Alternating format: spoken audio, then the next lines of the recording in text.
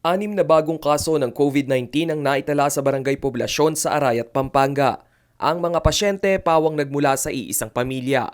Agad namang nilockdown ang paligid ng bahay ng mga COVID-positive patient. Nakatakda na rin silang ilipat sa New Clark City para doon gamutin at sumailalim sa quarantine. Iniutos na rin ni Arayat Mayor Bon Alejandrino ang disinfection sa buong barangay at sinimulan na ang contact tracing. Maging ang operasyon sa munisipyo na malapit sa bahay ng mga pasyente, kanselado na rin. Pinaniniwala ang nahawa ang 6 sa kapamilya nilang una nang nagpositibo sa COVID.